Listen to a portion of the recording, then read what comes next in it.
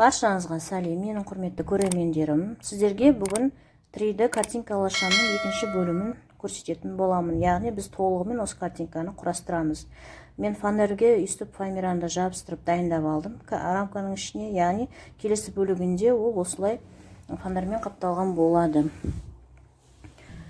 Енді қарасаңыздар, мына жерде мен арнайы X-пен белгілеп қойдым. Бұл шам тұратын жер. Яғни роза гүлімізді біз осы жерге орнатамыз деген сөз.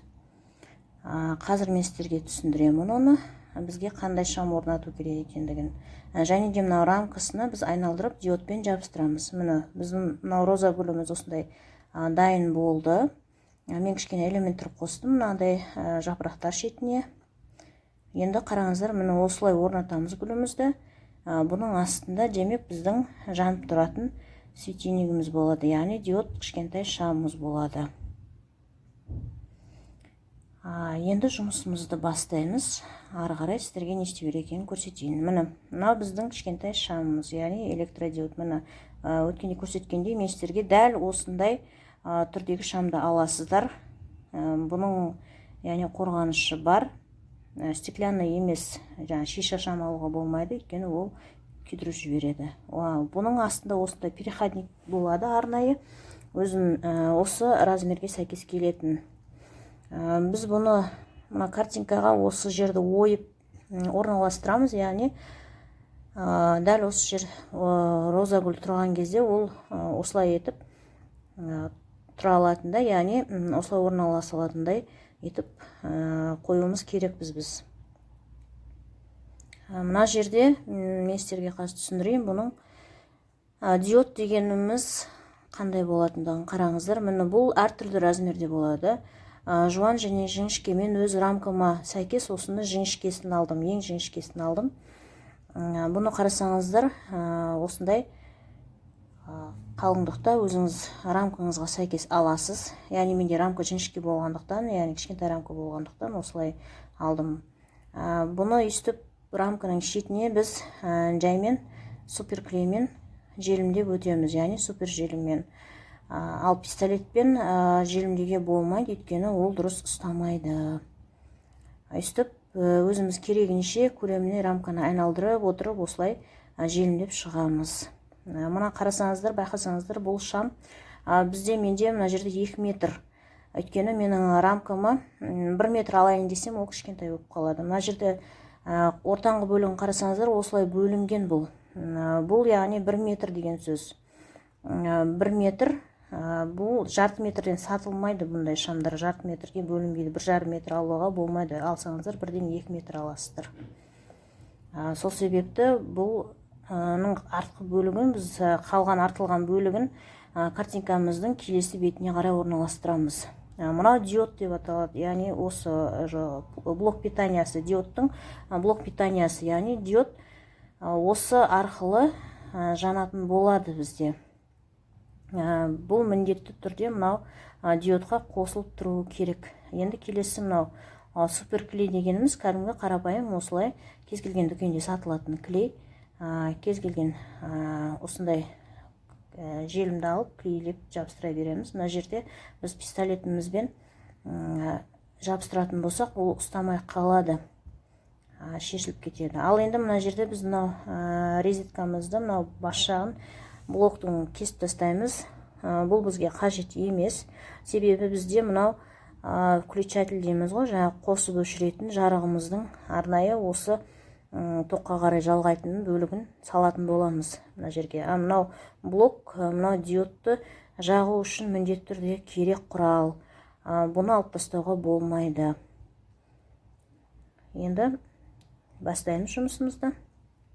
Қараңыздар, мен жапырақты осылай жасаған етімін. Мынау гүлге кішкене мынау осылай әдемі көрінсін деп екі түрлі үсіп жапырақ жасап қойдым. Қараңыздар, міне болашақта бұл осылай болып орналасу керек.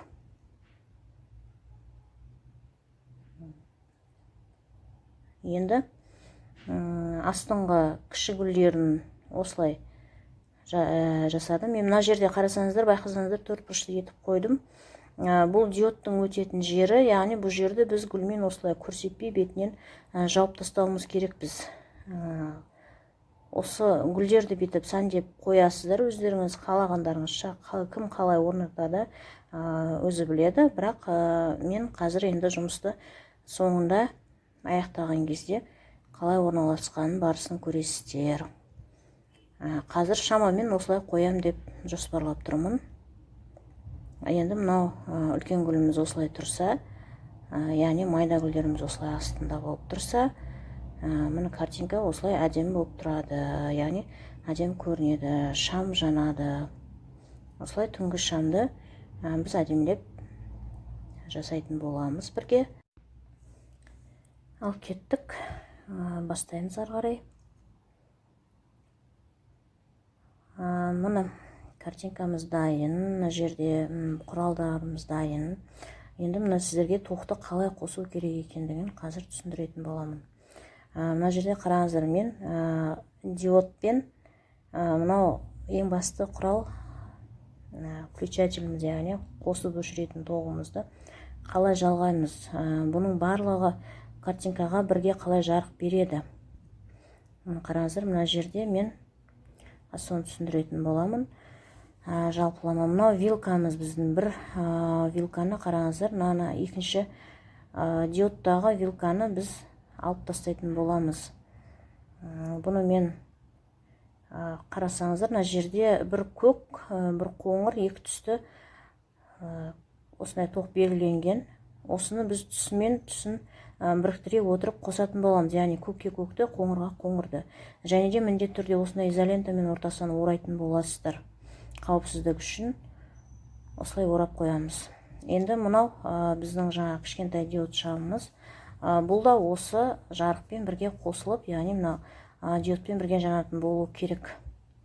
Бұны да қарасаңыздар, мен мынау осы переходниктің аламындағы ішіндегі артық затын алып тастап, мынау темірін алып, осылай жақсылап тегістеп, осыны мынау диодқа қалай жалғау керек екендігін, бұл жанған кезде бірге қалай екеуі жанып тұратындығын түсіндірейін сіздерге. Мына бұл жасамас бұрын алдымен осының темірін бас жағында өстіп домалақтап иіп формасын келтіріп аламыз. Жайлап осылай формасын келтіріп аламыз. Сөйтеміз дағана осыны мынау неге жалғаймыз, жаңа келесі тоғымызға жалғаймыз. Қараңыздар, ремлеп иіп келтірдім. Енді мынау диодтың ортасындағы мынау блок, қарасаңыздар, мына блоктың басындағы вилкаға осылай мынаны кигізуіміз керек біз. Переходниктің тоғын осылай кигіземіз, жақсылап ораймыз. Бұл бір-біріне тиіп кетпеу керек, ара қашықтығы алшақ болып тұру керек. Байқаусызда бір-біріне тиіп кетпесін, өте қауіпті. Осылай орайсыздар, жақсылап нығыздап орайсыздар.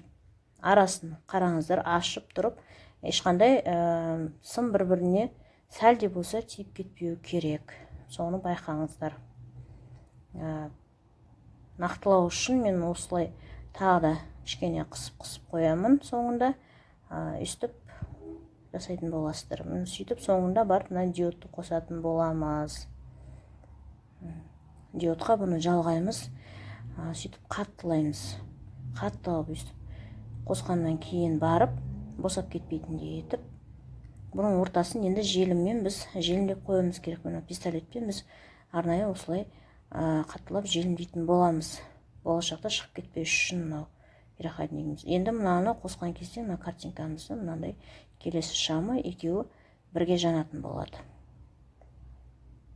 Қараңыздар, енді бұл процесті біз негізінде картинканы мынау орналастырғаннан кейін барып мына жерді оямыз ғой. Қазір осы ойылған жерден шамалы бірінші орналастырып болғаннан кейін барып ары қарай жалғастыратын боламыз.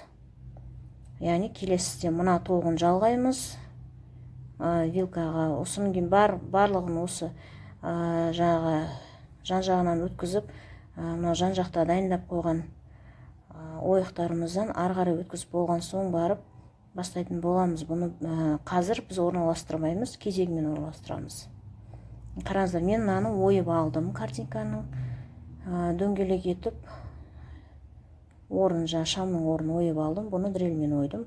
Мына осы переходник сиятындай етіп көлемде осылай ойып аласыздар. Және де оны осылай қатты кәдімгідей тегіс етіп, картинканың бетіне бірдей етіп тығыздап орналастырасыздар. Міне тексеріп көреміз. Яғни біздің шамымыз сия ма, симай ма? Міне қараңыздар, кигізілді. Енді осыны аламыздағыны бірінші қараймыз. Мына жерде енді диодымызды қалай орналастырдық? Диодымызды да мына жерге ойық жасап алдық. Картинкамыздың бір шетінен ары қарай өтетіндей етіп. Енді қараймыздағыны осыны ары қарай өткізіп, керек емес жерін картинканың келесі бетіне өткізіп тастаймыз. Бұл бізге қажет емес артық бөлігі. Ал енді мына жағы, бұл осы бас жағынан бастаймыз. Бірінші бас жағын осы картинканың бетіне жабыстырып бастаймыз дағыны. Мынау артық керек емес жерін арғы келесі бетіне қарай өткізіп отырамыз. Осыған мұқият болыңыздар. Міне осылай тартсақ, міне яғни біздің ойылған жеріміз мынау диодқа сәйкес келді деген сөз. Енді ары қарай жұмысты осы өткізіп болғаннан соң бастай береміз. Бағана түсіндірдім сіздерге. Мынау көк түс көкке, қоңыр түс қоңырға жалғану керек осылай. Оны шатастырмаңыздар. Әйтпесе қауіпті болады. Ал енді жұмысымызды бастайық. Міне мен супер клеймен бірінші жайлап клейлеп бастадым. Яғни супер желім дейміз. Супер желіммен жайлап желімдеп бастаймыз осылай. Кішкене жағып алғаннан кейін барып шамалы саусағымызбен бастырып тұрамыз. Бұл қаттылану үшін. Енді мына жерде біз картинкамызды осылай өткізіп алдық. Диодымызды жабыстырып болдық толығымен. Енді қараңыздар, мен мына жерде мына переходниктің орнын осылай бірінші тексеріп көремін. Көлемі жағаны сәйкес келе ма, келмей ма деп. Енді осыны біз нақтылау үшін, яғни болашақта жылжып кетпеу үшін осылай сәл желіммен жағып аламыздағыны, ыстық желіммен өстіп жақсылап мықтап орналастырамыз. Қарап отырсаңыздар, міне осыны осылай жай алып келдім дағыны. Өлшеп алып, келетін размері келеді екен. Яғни тура осы размерге осы нақты отыратындай етіп, яғни мына желіммен қатып қалатындай етіп, өстіп қатқанша кішкене ұстап тұрамыз. Келесі бөлігіне қараңыздар. Келесі бетінде осылай жақсылап отырғызамыз желіммен.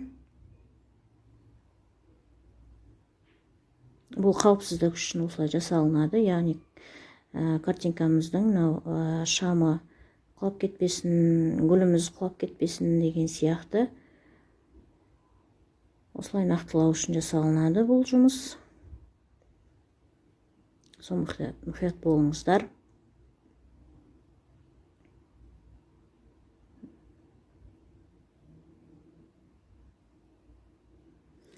Енді жабыстырып болдық. Мына диодты не істейміз ары қарай? Яғни мына екеуін біз шаммен мына диодты қосуымыз керекпіз. Ол үшін бізге бағана айтқандай сіздерге мына блок керек. Блокқа бірінші біз мынау переходнигімізді жалғап алуымыз керекпіз. Яғни мына переходниктің артық желімдерді алып тастаймыз. Мына жерде осылай қосамыз переходник. Енді мына изолентамен мына тоқтарды бір-бірінен жалғаймыздағыны ортасын байлап жауып тастаймыз, бізге қауіпсіз болу үшін. қараңыздар, мен қосып жатырмын. Көкке көкті қостым, қоңырға қоңырды қостым.